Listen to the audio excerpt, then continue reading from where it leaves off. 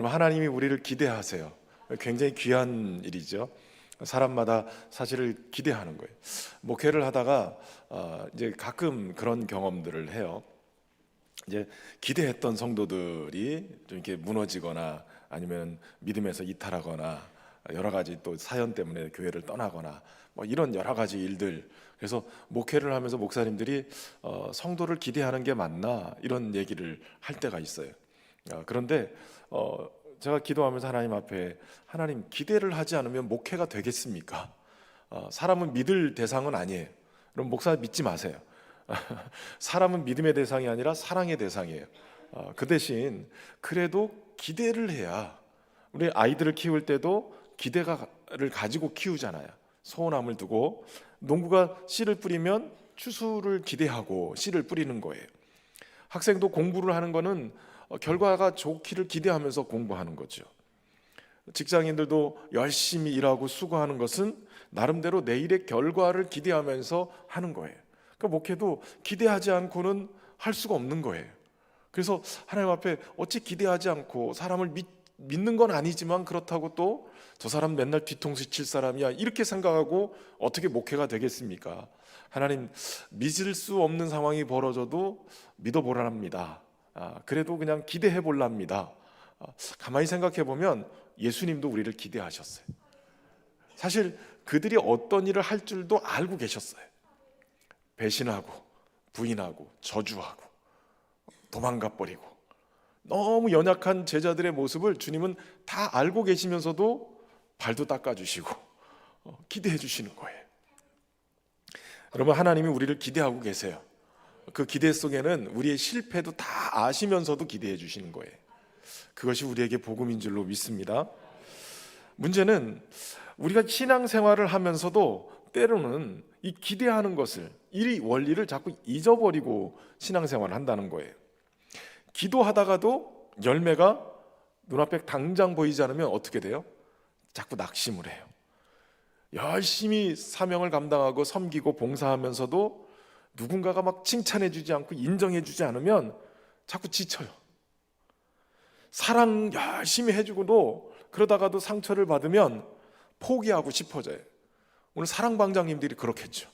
열심히 뭔가를 막 하는데도 자꾸 상처예요. 문자도 씹고 또 때로는 문자도 막 대답도 잘 안 하고 날라오고 뭐 이상하게 힘들어지고. 여러분, 오랫동안 믿음 생활을 하는데도 아유, 왜 이렇게 변하지 않지? 왜 변화가 없지?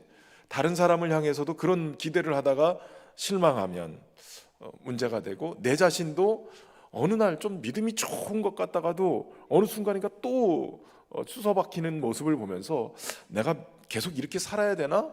이런 생각이 들기도 해요. 오늘 갈라디아서를 기록한 사도 바울은 오늘 본문의 9절에서 이렇게 얘기합니다. 우리가 선을 행하되 낙심하지 말지니 포기하지 아니하면 때가 이름에 거두리라. 선을 행하되 낙심하지 말라. 여러분, 왜 낙심하지 말아야 돼요? 왜 포기하지 말아야 돼요? 왜 계속해서 성령을 따라서 살아야 돼요? 그 이유를 오늘 본문에서 세 가지로 얘기를 하고 있어요. 먼저 첫 번째는 사람이 무엇을 심든지 그대로 거두게 된다라는 거예요. 그리고 두 번째는 육체를 심는 자와, 육체를 위해서 심는 자와 성령을 위해서 심는 자의 결말이 다르기 때문에 낙심하지 말아야 된다는 거예요. 그리고 포기하지 않으면 반드시 때가 이르면 거두게 되기 때문에 그런 거예요. 특별히 오늘 우리는 이 선을 행한다는 게 무슨 뜻인지를 이 갈라디아서 이 서신서의 전체를 가지고 좀 몇 가지 살펴보려고 그래요. 성경에서 말하는 선, 이것이 단순히 착한 행동을 의미하는 게 아니에요. 갈라디아에서 얘기하는 이 선은 단순히 도덕적인 친절이 아니라 복음을 붙들고 사는 삶, 율법주의의 또 육체를 따라서 사는 그 욕망을 거절하고 십자가를 붙들고 다른 사람의 짐을 져주면서 사랑으로 역사하는 믿음의 삶을 살아가는 것, 이것을 선이라고 얘기하는 거예요. 그래서 오늘 말씀을 통해서 우리가 어떤 씨앗을 심을 것인지, 또 어떻게 우리의 삶을 돌아보며 살아갈 것인지, 그 선한 선을 위한 삶이 어떻게 결코 헛되지 않게 되는지 몇 가지 좀 살펴보려고 그래요. 여러분, 선을 행하되 낙심하지 말아야 될 것은 아까 말씀드린 대로 첫 번째, 사람이 심은 것은 반드시 그대로 거두기 때문에 그렇다는 거예요. 7절 말씀 우리 같이 한번 읽어보겠습니다. 스스로 속이지 말라. 하나님은 업신여김을 받지 아니하시나니 사람이 무엇으로 심든지 그대로 거두리라. 사도 바울은 아주 강한 표현으로 시작하죠. 스스로 속이지 마라. 이 말은 무슨 뜻이에요? 사람이 스스로 자꾸 속임을 당하는 것처럼 자신을 자꾸 속이면서 산다는 거예요. 무슨 얘기냐면 인간은 자꾸 심지 않은 것을 거두려고 한다는 거예요. 콩을 심어놓고 팥을 기대하는 사람 없는데 희한하게 영적인 생활에서는 이런 일을 자주 하려고 그런다는 거예요. 여러분, 육체를 따라 살면서 영적인 열매를 기대한다? 안 되는 거예요. 근데 우린 기대를 해요. 육을 따라 살면서 영적인 열매를 기대해요. 기도도 하지 않으면서 자꾸 응답을 요구해요. 기대하고 있어요. 말씀 없이 살면서 능력을 받으려고 해요. 순종 없이 은혜를 자꾸 얘기해요. 희생도 없이 열매를 자꾸 기대하는 거예요. 막 여기저기서 막 찔리죠. 바울은 이걸 자기를 속이는 거라고 얘기한다는 거예요. 영적인 일은 영적인 일에서 심을 때 열매를 거두게 되는 거예요. 이걸 더 나가서 바울은 하나님은 업신여김을 받지 않는다라고 표현하고 있어요. 내 자신을 속이는 것뿐만 아니라 이거는 하나님을 업신여기는 행동이다. 니들이 영적으로 살지 않으면서 왜 영적인 열매를 자꾸 요구하느냐 하는 거예요. 기도도 안 하면서 기도의 응답을 자꾸 요구하느냐. 여러분, 하나님은 결코 속지 않으세요. 하나님은 우리의 삶과 우리의 중심을 다 보시는 분이세요. 사람은 외모를 보지만 하나님은 우리의 심은 것을 보고 계세요. 무엇을 심고 있는지를 다 보고 계시단 말이죠. 여러분, 오늘 우리가 심는 것이 내일의 열매가 되는 거예요. 오늘 우리의 말이 내일의 관계 속의 결말이 되는 거예요. 오늘의 습관이 내일의 나의 인격이 되는 거예요. 오늘의 신앙이 내 미래의 열매가 되는 줄로 믿습니다. 그러니까 이것이 성경에서 얘기하는 심음과 거둠의 원리예요. 시편 126편에 보면 눈물을 흘리며 씨를 뿌리는 자는 기쁨으로 거두리로다. 뿌려야 거두는 때가 있는 거예요. 호세아서에서도 너희가 자기를 위하여 공의를 심고 인애를 거두라. 공의를 심어야 인애를 거두는 거예요. 예수님도 좋은 나무가 좋은 열매를 맺는다라고 말씀하시죠. 그러니까 심음과 거둠은 하나님 나라의 질서예요. 그래서 심어야 나는 거예요. 뭐 우스갯소리로 이런 얘기가 있어요. 예전에 찬미라는 찬양팀이 있어요. 찬미, 최용덕 간사님 와서 한번 간증한 적이 있죠. 대구의 이 찬미팀이 막 한참 이렇게 잘 나갈 때 여기저기서 이 찬양팀을 공연 요청을 해왔다는 거예요. 그래서 여기저기서 공연 요청을 하니까 악기들을 다 싣고 같이 이렇게 가려는데 차도 없어가지고 차를 빌려서 렌탈을 해가지고 그래서 막 간 거예요. 그런데 이게 렌트를 해서 맨날 가지고 다니다 보니까 힘들더래요.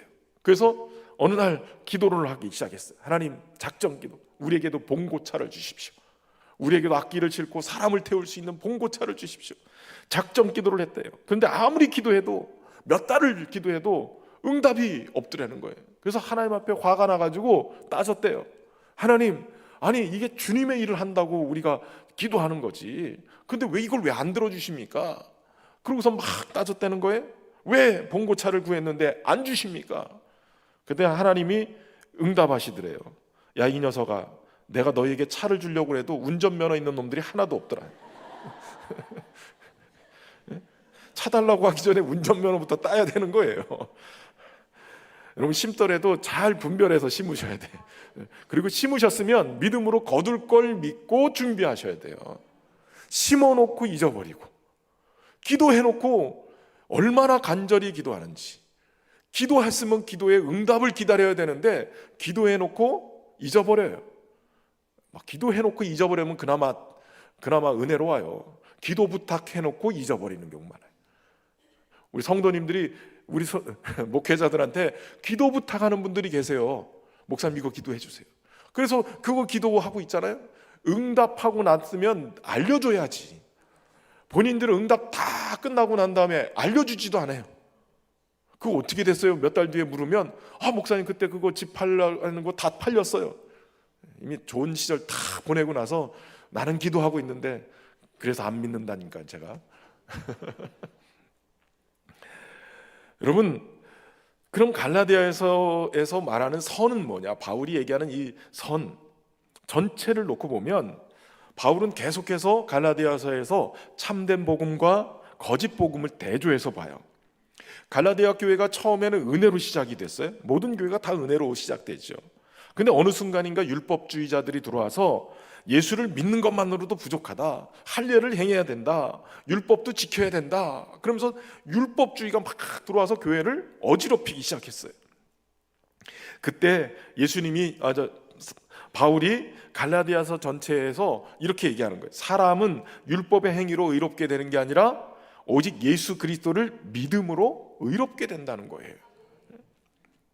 그렇기 때문에 갈라디아서에서 말하는 이 선을 행하는 것은 뭐냐면 첫 번째로 복음을 붙드는 거예요. 복음을.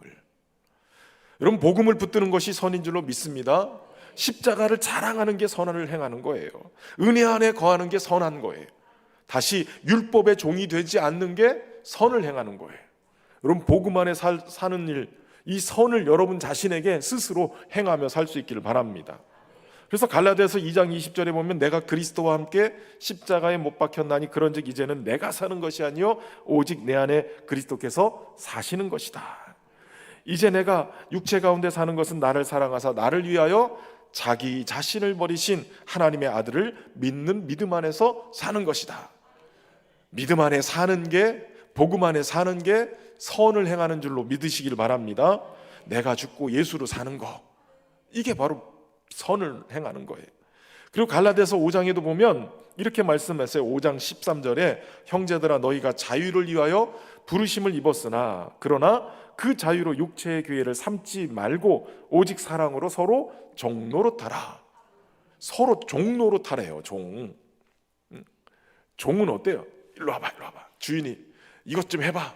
이렇게 쉬면 딸랑딸랑딸랑 예 주인님 알겠습니다. 여러분, 이 갈라디아서에서 얘기하는 대로 따지면 여러분 사랑방장들 종이에요. 종. 사랑방 식구들이 이것 좀 해봐. 종인 거예요. 종. 나라에서 나는 종이다. 예? 목사님도 해보세요. 또 이러실 것 같아요. 지금 보니까. 여러분, 선을 행하는 것은 단순히 어떤 친절하게 매너 있게 대하라 이런 정도에 떠나서 성령 안에서 사랑으로 살아가는 삶을 얘기하는 거예요. 사실 서로 종노릇하는 거 쉬운 일 아니에요. 내 자존심도 막 있고 조금만 건드려 놓으면 막 손대면 톡하고 터질 것 같은 막 그런 분들 계세요. 목회를 하다 보니까 그런 분들이 여러 명 있더라고요. 특별히 교회가 은혜로운 교회일수록 새신자들이 탁 들어오면 그런 분들이 많이 들어와요. 상처 입고 오시고 여러 가지로 어려운 분들이 막 오셔가지고 사랑해달라고 자꾸 막 인정해달라고 칭찬해달라고 막 요구하세요. 조금만 잘못 건드리면 톡 하고 터져요. 그냥 막 불이 일듯이 막 일어나는 경우도 있어요. 그런데 여러분, 그분들을 오직 사랑으로 종로로 타려면 어떻게 해야 되냐? 내 안에 성령으로 충만해야 돼요. 성령님이 내 삶을 붙잡아 주시고 내 마음을 붙잡아 주시지 않고는 감당할 수가 없는 거예요. 특히 갈라디아서 6장 2절에 보면 너희가 짐을 서로 지라 그리하여 그리스도의 법을 성취하라 라고. 서로의 짐을 같이 짊어지는 것, 이게 쉬운 일이 아닌 거예요. 다른 사람의 아픔 같이 짊어지는 거죠. 연약한 자들의 연약함 같이 짊어지는 거예요. 넘어진 자 정죄하기보다는 도리어 세워주려면 붙들고 일으켜 세워줘야 돼요. 이게 쉽지 않은 일이에요. 그러나 이게 선을 행하는 일이에요. 성령 안에 거할 때, 성령으로 사랑하게 될 때 이게 가능한 줄로 믿습니다. 그러니까 한마디로 얘기하면 갈라디아서에서 선을 행한다는 말은 복음 안에서 성령으로 살아가는 우리의 모든 삶을 다 얘기하는 거예요. 복음 안에 살아가십시오. 성령으로 사랑하며 살아가십시오. 이럴 때 우리 자신 한번 돌아봐야 돼요. 내가 지금 선으로 심고 있는가? 선을 행하고 있는가? 내가 내 삶을 위해서, 나의 신앙을 위해서 뭘 심고 있는가? 한번 돌아보세요. 때로는 원망을 심고 있습니까? 감사를 심고 있습니까? 정욕을 따라서 심고 있습니까? 아니면 성령의 인도하심을 따라서 심고 있어요? 비판을 심고 있어요? 아니면 회복을 심고 있어요? 여러분, 자녀에게 짜증과 비난을 심는 부모는 결국 관계의 불화를 일으켜요. 그러나 사랑과 격려를 일삼는 부모는 신뢰와 존중을 받아요. 여러분, 교회 안에서도 마찬가지예요. 자꾸 뒷말하고 불평을 심으면 공동체가 병이 들어요. 그러나 기도를 심고 섬김을 심으면 어느 순간인가 응답이 더디 오는 것 같지만 심으면 어떻게 해요? 열매가 나는 거예요. 거두게 되는 거예요. 그러니까 심으면 뭘 심는 거야? 원망과 불평을 심고 판단을 심고 정죄를 심고, 이게 아니라 사랑을 심고 기도를 심고 섬김을 심고, 또 말도 심어야 돼요. 말도 사실은 이렇게 칭찬하는 말, 또 건강하게 또 위로하고 격려해 주는 말, 사실 이게 잘 안 되는 그런 분들도 계세요. 경상도 분들이 특히 안 돼요. 저도 잘 안 돼요. 경상도 화돼가지고 10년 넘으니까 경상도 화되더라고요. 원래 안 되는 사람인데 또 더 잘 안 되더라고요. 근데 가만히 보니까 심는 대로 되는 거예요. 심는 대로. 말도 심어야 건강하고 좋은 열매를 맺게 되는 거예요.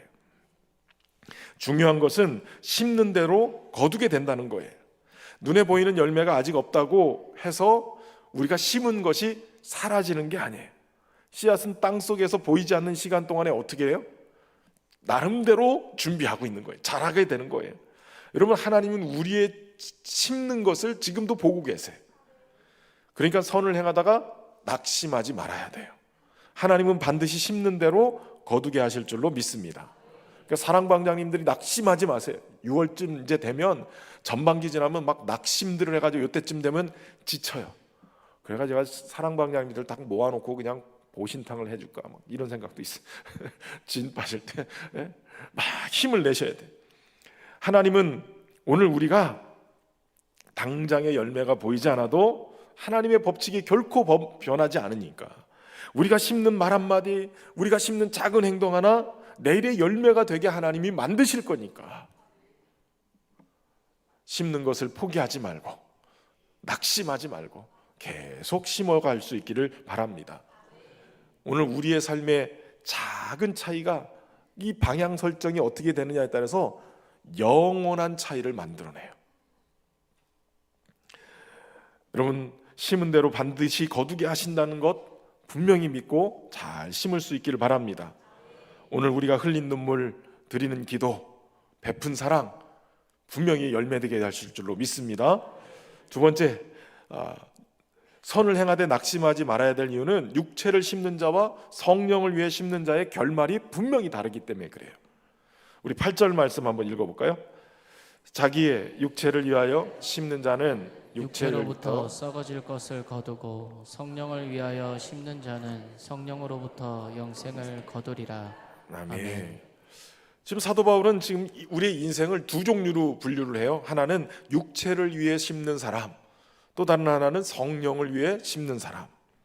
여기서 육체라는 말은 단순히 몸을 얘기하는 게 아니라 하나님 없이 자기 욕망에 끌려서 사는 삶을 얘기하는 거예요. 다시 말하면 죄의 본성대로 끌려다니는 인생, 그것으로 사는 사람. 여러분, 갈라디아서 5장에 보면 육체의 일에 대해서 얘기해요. 육체의 일은 분명하니 음행과 더러운 것과 호색과 우상숭배와 주술과 원수 맺는 것과 분쟁과 시기와 분냄과 당짓는 것과 분열함과 이단과 투기와 술취함과 방탕함과 이런 것들이라는 거예요. 결국 육체는 내 중심대로 살아가는 것, 내 욕심, 내 자존심, 내 만족, 내 성공, 내 감정만을 위한 삶, 그렇게 살아가는 것, 이게 육체를 위해서 심는 거라는 거예요. 이 결론이 뭐라고 그래요? 썩어질 것을 거둔다는 거예요. 육체는 처음엔 달콤해 보여요. 그러나 죄는 처음에 굉장히 즐거워 보이고 괜찮아 보여요. 처음에는 자유를 느끼는 것처럼 느껴져요. 그러나 결국은 썩는 거예요. 썩는 거. 썩어짐이 결론이에요. 관계도 무너지고 영혼도 메마르고 기쁨도 사라지고 평안도 없어지고 더 나아가서는 하나님과 멀어지는 거예요. 어우, 승질 같으면 내가 옛날 같았으면 벌써 그냥 뭐 이런 거 있잖아요. 그래서 한 번씩 막 주님을 위해서 일한다고 하다가도 한 번씩 막 이기서 올라올 때가 있잖아요. 그래서 막 욱하고 한번 해붙일 때가 있거든요. 근데 한번 해붙이고 나면 몇 년 동안 쌓아놨던 게 순식간에 다 무너져요. 사랑방장님들이 웬만하면 좀 이렇게 청심 안 드시고 가라앉히시고 기도를 하세요. 욱하고 한번 붙어버리면, 제가 전도사 시절이었어요.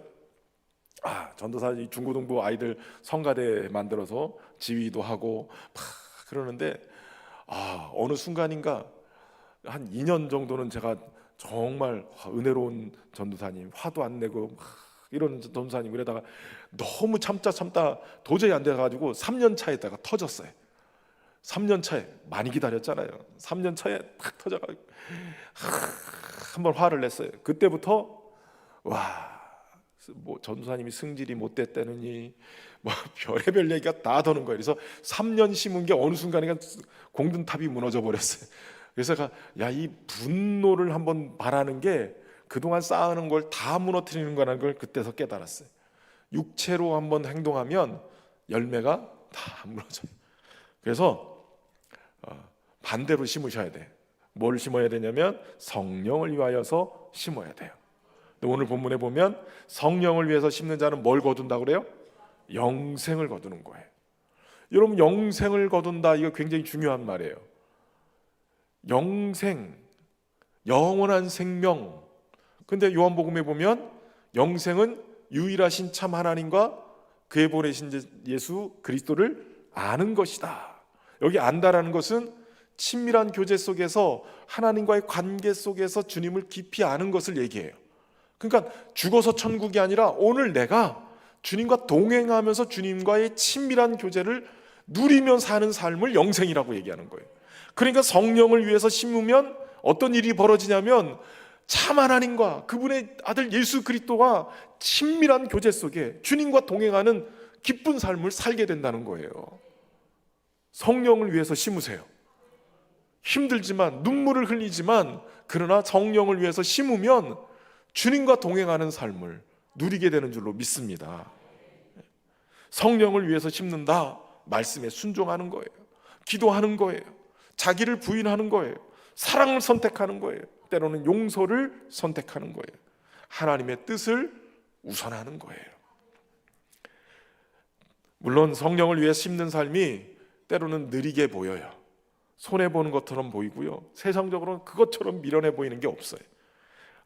승질 같으면 이게 한 번씩 울컥하고 올라올 때가 있지만, 그러나 여러분, 하나님의 말씀이 진리인 걸 믿으시죠? 그러면 성령을 따라 사는 삶은 분명히 열매가 있는 거예요. 갈라디아서 5장 22절에 보면 오직 성령의 열매는 사랑과 희락과 화평과 오래 참음과 자비와 양성과 충성과 온유와 절제니 이 같은 것을 금지할 법이 없느니라. 성령을 위해서 심으면 금지할 법이 없다. 결국은 이 성령의 열매를 맺게 된다. 여러분, 성령의 9가지 열매는 뭐예요?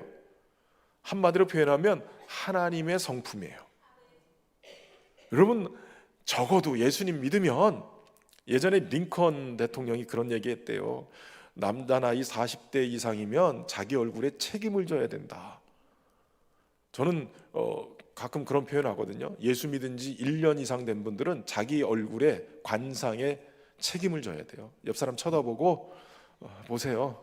도끼가 사라졌는지, 여전히 부들부들한 모습인지, 여전히 그냥 그 날카로움이 그냥 있는지. 저희 어머니가 저 청년 때 제가 엄청 말씀드렸잖아요. 날카로운 사람 중에 한 사람이었어요. 날카로웠어요. 몸무게가, 제가 청년 때 몸무게 지금 30kg 정도 쪘어요. 지금은 좀 넉넉해 보이죠? 제가 우리 한동식 집사님한테 한번 양복 때문에 갔다가, 제가 여기 올 때에는 라인이 들어간 옷을 입었어요. 이런 그래서 이 슬림 라인 그것을 입고 왔는데 어느 날부터인가 이게 안 맞기 시작했어요. 그래서 우리 파크랜드 하시는 한동 집사님한테 갔다가, 집사님 제가 이게 고민이에요. 이 라인이 안 맞고 자꾸 이 라인에서 요 라인으로 바뀌고 있어요. 그랬더니 우리 집사님이 하신 얘기가, 목사님 양복은요 이 라인이 이게 어울리는 거예요. 그 말에 제가 위로를 받고 그때부터 한도 끝 없이 이제 퍼지기 시작했어요. 그런데 어느 날 보니까 이게 살도 그냥 찌는 게 아니더라고요. 그렇게 날카로웠을 때는 살이 안 쪘는데 어느 순간인가 그냥 저희 어머니 표현대로 둥글둥글해져야 그래야 살지, 너처럼 이렇게 날카로우면 살겠냐. 제가 총각 때는 진짜 날카로웠어요. 결혼하고도 날카로웠어요. 저희 아내가 제가 우리 청년들 줄에 이렇게 요청이 와서 오면 데리고 얘기할 때 그 얘기를 해줘요. 얼마 안 있다가 어느 날 저희 집사람 책상 위에 이 식탁 위에 읽던 책을 봤어요. 부부 살아 말어. 제가 그걸 보고 깜짝 놀랐어요. 충격받았어요. 우리 집사람이 지금 나랑 안 살라나 보다. 부부 살아 말어. 근데 요 근래 제가 물어봐요. 그때 그 책을 읽었는데 진짜 안 살라고 그랬냐? 그러니까 진짜 안 살라고 그랬대요. 그럼 지금은 어떠냐? 그러니까 지금은 데리고 살만하대요. 여러분, 성령의 열매는 하나님 닮은 열매, 하나님의 성품. 그러니까 예수님 믿으면 주님과 동행하는 삶을 적어도 1년을 하면 어떻게 된다고요? 하나님의 자녀된 모습, 적어도 아버지 되신 하나님의 모습이, 성품이 우리 안에 닮아져야죠. 수십 년 믿었는데 여전히 막 째져 있고 도끼가 있고 하나님 닮은 모습이 아니면 회개하라, 천국이 가까웠느니라. 회개하셔야 돼요. 회개하셔. 여러분, 성령의 열매는 하루아침에 맺히진 않아요. 그러나 주님과 동행하는 삶, 말씀 안에서 심는 삶 살다 보면 결국은 성령의 열매, 우리를 봤을 때 하나님을 본 것처럼, 신현교인들을 보면 하나님 같아, 하나님을 보는 것 같아, 이런 느낌이 들 정도로 그러한 성품의 열매가 맺혀져야 한다는 거예요. 농부는 씨를 뿌리고 그 다음날 열매를 기대하지 않지요. 기다리는 거예요. 견디는 거예요. 그 긴 시간을 통과하면 열매 맺는 거예요. 여러분, 기도의 씨앗은 반드시 자라요. 말씀의 씨앗도 반드시 자라요. 우리가 예배 드리는 것도 반드시 자라요. 눈물의 씨앗은 반드시 자라요. 수년 동안 자녀들을 위해서 기도하면 자녀들도 영적으로 자라게 돼 있어요. 기도하셔요. 근데 신방 다녀보니까 자녀들이 방학하고 안 나오는 집들이 꽤 있더라고요. 배우자도 안 나오는 그래서 기도를 계속 포기하지 말고 심으면 결국은 하나님께서 열매로 다가오게 하실 줄로 믿습니다. 선을 행하되 낙심하지 말아야 될 세 번째, 마지막 이유는 포기하지 않으면 때가 이름에 반드시 거두기 때문에 그래요. 여러분, 이 말씀 많은 성도들이 붙들고 살아야 될 말씀이에요. 때가 이르면, 포기하지 않으면 때가 이름에 거두리라. 이거 붙들어야 돼요. 왜냐하면 선을 행하다 우리가 낙심될 때가 있어요. 기도했는데 응답이 금방 되지 않으면, 그리고 섬겼는데 인정받지 못하면, 사랑했는데 상처가 남으면, 믿음을 지켰는데 손해보는 것 같으면 우리가 자꾸 지쳐요. 여러분뿐만 아니라 저도 지쳐요. 그런데 여러분, 특별히 악한 세상 속에서 선하게 살아가는 거 쉬운 일은 아니에요. 자꾸 손해보는 것 같이 여겨지고, 뒤처지는 것처럼 여겨지고, 신앙을 지키면 불리해지는 것처럼 여겨져요. 그래서 바울은 낙심하지 말라라고 얘기해요. 그리고 중요한 것은 때가 이름에 거두리라. 여기 중요한 것이 때예요. 때. 여러분, 농부에게는 농부의 시간이 있지만 하나님은 하나님의 때가 있어요. 우리가 생각하는 때하고는 좀 다를 수 있어요. 그러나 하나님의 때가 있는 거예요. 하나님의 때. 여러분, 아브라함도 약속을 받고 오랫동안 기다렸어요. 결국은 거의 40년 가까이 지나서 25년 지나서 아들을 얻게 되고, 40년 지나서 이 아들을 하나님 앞에 바칠 때 비로소 네가 나를 경외하는 줄 알았겠다. 하나님으로부터 인정받는데 적어도 40년 정도가 걸린 거예요. 요셉도 꿈을 꾸었지만 감옥의 시간을 거쳤어요. 그리고 열매 맺게 되죠. 다윗도 기름 부음 받았지만 금방 왕 된 게 아니라 그가 광야의 도망자 신세를 하다가 결국은 나중에 왕이 됩니다. 예수님도 십자가의 고난을 지나야 부활의 영광 안에 들어갈 수 있었던 거예요. 그러니까 기다리는 것이 우리에게 필요한데, 기다리는 게 실패가 아니라 또 침묵의 시간이 버려지는 게 아니라 보이지 않는다고 해서 하나님이 일하지 않는 것이 아니라 오늘도 하나님은 우리의 삶 속에서 일하고 계시고 역사하고 열매를 맺고 준비하고 계시다는 거예요. 중요한 것은 우리가 낙심하지 않고 포기하지 아니하면, 이게 중요한 거예요. 포기하지 않을 때 열매를 수확하는 결실을 보게 되는 거예요. 근데 문제는 많은 사람들이 마지막 직전에 포기해요. 열매 맺기 직전에 포기해요. 응답받기 직전에 기도를 멈춰요. 회복되기 직전에 포기해버리는 거예요. 그럼 믿음은 뭐냐? 끝까지 가는 거예요. 끝까지. 그래서 바울은 끝까지 복음을 붙들라는 거예요. 다시 율법으로 돌아가지 말고, 다시 육체로 나가지 말고 성령 안에 끝까지 머물르라고 말씀하는 거예요. 여러분, 선을 행한다는 것은 단순히 착하게 한번 행동하는 게 아니에요. 끝까지 복음을 붙드는 거예요. 끝까지 성령을 따라가는 거예요. 끝까지 사랑하는 거예요. 끝까지 믿음을 지키면, 그러면 역사가 일어날 줄로 믿습니다. 그리고 10절에 보면 기회 있는 대로 모든 이에게 착한 일을 행하되 더욱 믿음의 가정들에게 할지니라 라고 해요. 누구에게 먼저 해야 돼요? 기회 있는 대로 모든 이에게 하는데, 모든 일에게 착한 일을 해야 되는데 더욱 믿음의 가정들에게 하라는 거예요. 그래서 사랑과 선행으로 뭐 어떻게 하라고요? 서로 돌아보라고요. 서로. 믿음의 가정들, 믿음의 식구들한테 먼저 하세요. 밖에 나가서 잘하는 것도 중요하지만 먼저 우리 안에서 잘하는 게 중요해요. 가끔 가다가 그 남편들 중에 밖에 나가서는 젠틀해요. 아주 친절하게 잘하고 막 세상에 착한 사람, 이런 사람이 없어요. 근데 집에만 들어오면 잘 못해요. 이런 게 잘못된 거예요. 집에서 잘해야 밖에 나가서도 인정받는 거예요. 집에서 인정. 이게 여러분, 교회 안에서 우리 성도들 안에 먼저 믿음의 가정들에게, 믿음의 식구들에게 잘하세요. 여기서 잘해야 밖에 나가서도 잘할 수 있는 거예요. 여러분, 선은 실천하는 거예요. 기회 있을 때 도와야 되고, 기회 있을 때 사랑해야 되고, 기회 있을 때 복음 전해야 되고, 기회 있을 때 위로해야 돼요. 특별히 믿음의 가정들을 잘 돌아보십시오. 교회 안에서 지친 성도들, 또 남몰래 눈물을 흘리고 있는 성도들, 연약한 성도들, 시험 가운데 있는 성도들 외면하지 마십시오. 우리가 교회라고 부름을 받은 것은 혼자만 부름 받은 게 아니라 같이 부름을 받았고 함께 지어져 가는 공동체로 교회로 세워졌기 때문에 그래요. 옆 사람 손잡고 함께 갑시다. 기대합니다. 하나님께서 반드시 우리의 선행을, 우리 선을 행하는 것을 통해서 하나님의 거룩함을 드러내고 열매 맺게 하실 줄로 믿습니다. 저와 여러분이 그렇게 되기를 주의 이름으로 축원합니다.